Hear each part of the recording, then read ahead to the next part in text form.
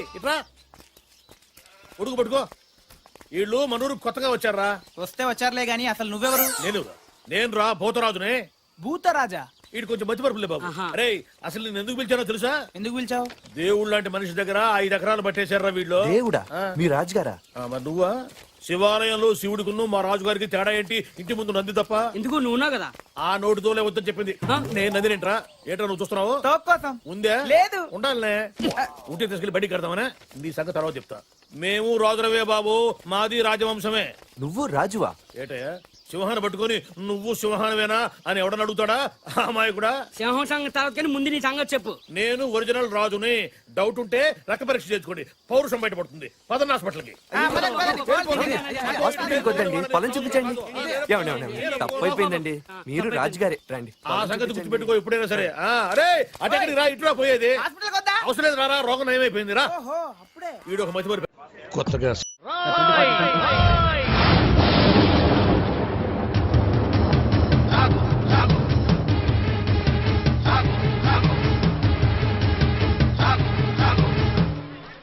అవినీతిని అంతం చేయాలని తీసిన ఠాగూర్ సినిమా టికెట్లు బ్లాకులో అమ్ముతావా?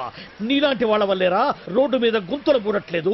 నీలాంటి వాళ్ళ వల్లేరా రైతులకు కరెంటు కోత, వాళ్ళ కుటుంబాల్లో కడుపు కోత. నీలాంటి వాళ్ళ వల్లేరా హాస్టల్లో అనాథలకు అన్నం అందట్లేదు. నేను బ్లాక్ లో టికెట్లు అమ్మడం వల్లే ఇన్ని నష్టాలు జరుగుతున్నాయా? అవునరా, మన రాష్ట్రంలో మొత్తం థియేటర్ల సంఖ్య 2614. అందులో ఏసీలు 886, నాన్ ఏసీలు 1732. వీటిలో డిటిఎస్లు 1256, మోనోలు 1332. మన రాష్ట్రంలో మొత్తం జనాభా 7,57,27,541. అందులో సినిమాకి వెళ్లే వాళ్ళ సంఖ్య 5,36,47,636. ప్రతి సంవత్సరం సినిమా చూడటం వల్ల ప్రభుత్వానికి వచ్చే ఆదాయం 28,93,47,696. బ్లాకులో టికెట్లు అమ్మటం వల్ల ప్రభుత్వానికి పోయే ఆదాయం 8,93,47,772. ఈ డబ్బంతా సక్రమంగా ప్రభుత్వానికి చేరితే దాంతో రోడ్లు వేయించవచ్చు, 20 మెగావాట్ల విద్యుత్ ఉత్పత్తి చేయించవచ్చు, 646 హాస్టల్స్ కు అన్నం పెట్టవచ్చు. చాలా ఇంకేమైనా కావాలా?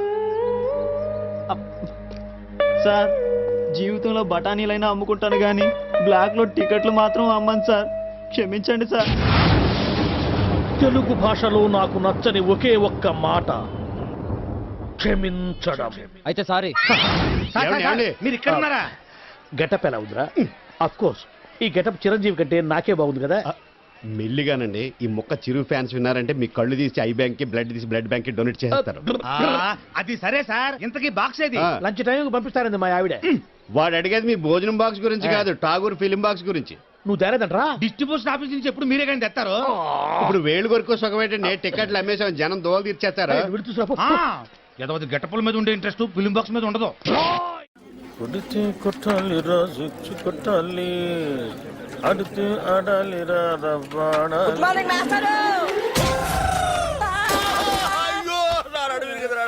Morning master. గుడ్ మార్నింగ్ అంటారా? గుడ్ మార్నింగ్ చెప్పే గుద్దని మాస్టర్. సరే అసలు ఎవరికైనా ఎదురుకుండా వస్తూ నమస్కారం పెట్టాలనిపిస్తుంది, ఎనకుండా వస్తూ కూడా గుడ్ మార్నింగ్ చెప్పాలని ఎందుకు అనిపించదురా మాస్టర్? అదేంటో మిమ్మల్ని ముందు నేను చూసినా వెనక నేను చూసినా దండం పెట్టాలనిపిస్తుంది. ఆ రోజు మీరే కదండి ముందు నుంచి రావచ్చు వెనక రా అన్నారు. అలా అన్నారా నేను? మీరే. అరే నువ్వు గుద్దురికి నా నడువులు ఇరిగిపోయి నేను పాఠం చెప్పడానికి కూడా పనికి రాకుండా పోయేలా ఉన్నాను. నడుము ఇరిగిపోవడానికి పాఠం చెప్పలేకపోవడానికి లింక్ ఏంటి మాస్టారు? ఆ లింక్ నీకు అర్థం కాదు కానీ, అరే ఈసారి సైకిల్ మీద నాకు ఎదురుకుండా వచ్చినా వెనక నుంచి వచ్చినా నిన్ను చంపేస్తాను. నీకు అంతగా నమస్కారం చేయాలనిపిస్తే పక్క నుంచి వచ్చి సైకిల్ స్టాండ్ వేసి ఎదురుగా వచ్చి నమస్కారం పెట్టి వెంటనే సైకిల్ తీసుకుని వెళ్ళిపోతావు కదా. వెళ్ళిపోతావు పో, నువ్వు పోరా పోరా, నా కళ్ళ మీద వచ్చి పోరా. నువ్వు నడువు నిజంగా ఇరిగింది లాగుంది. అమ్మో ఇదిగో మనుషులు కనపట్టలేదా? వెళ్ళిపోడు. ఎవరో స్టూడెంట్ అనుకున్నాను. ఏంటి ఫ్రెష్ గా పడ్డారా? లేదయ్యా, మొన్న పడింది, ఇంతవరకు లేవరా. నువ్వు లేపితే లేద్దాం అనుకుంటున్నా. మనకు అంత పదవులను కాలేదు. అమ్మో అమ్మో, అయినా ఎదురుగొండ వెళ్ళి గుర్తించుకోవడం ఎందుకండి? ఎదురుకుండానా? తెలిస్తే మాట్లాడు, తెలియకపోతే మాట్లాడు. బాగా ఎదురుకుండా కాదు వెనకుండా వచ్చి గుద్దాడు.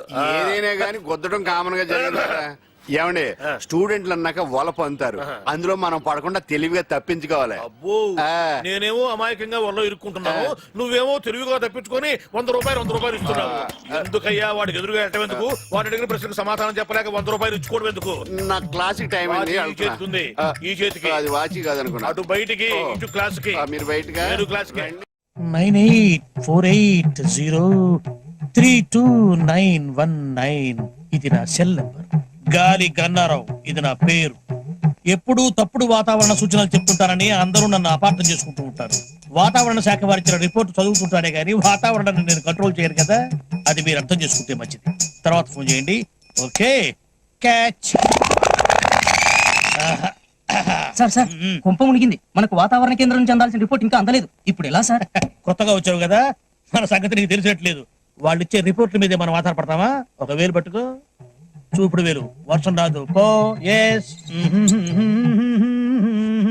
సార్ మీకు ఫోన్. ఎవరయ్యా? మీ ఫ్యాన్. ఓ,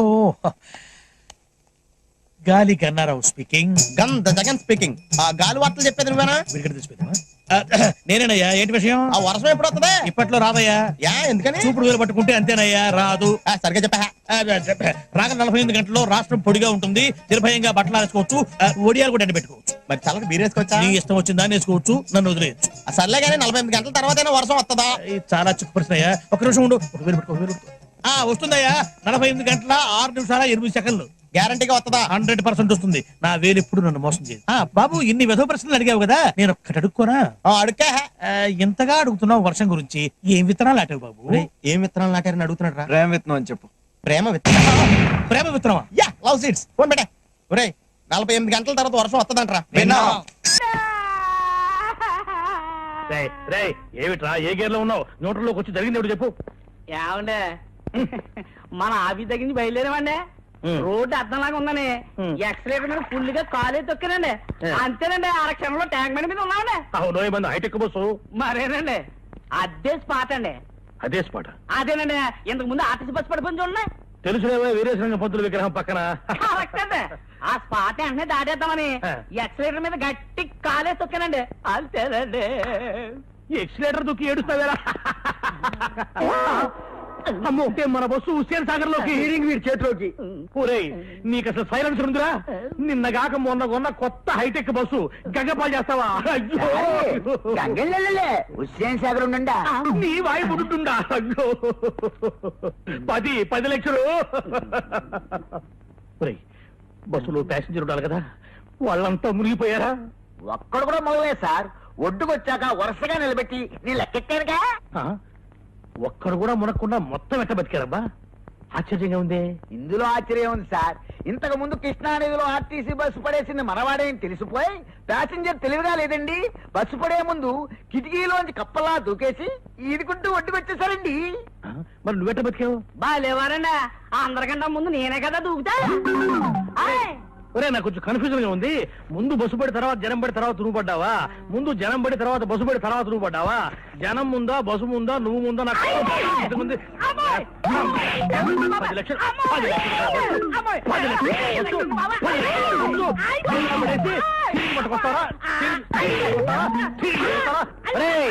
నిన్ను ఇప్పుడు స్పాట్ డిస్మిస్ చేసేస్తున్నాను. పో, వెళ్ళిపోయి ఇక్కడి నుంచి. మళ్ళీ నా కంటపడ్డావా, నీ హెడ్ లైట్ పగులుతారు. రే పో. అయ్యరా, మీరేం కన్ఫ్యూజ్ అవ్వకండి, నేను క్లియర్ చెప్తాను. ముందాడు దూకాడండి, తర్వాత నువ్వు దూకేవా? ఒరే, మిమ్మల్ని పెట్టుకుని నేను బస్సులు నడుపుతున్నాను రా. సారే సారే చూడ చాయ్ అడిగిండు. నా హైటెక్ బస్సు హుసేన్ సాగర్ లో పుడుచుండా, నువ్వేమో టీ పుడుచుండా, చాయ్ పుడుచుండా, నీ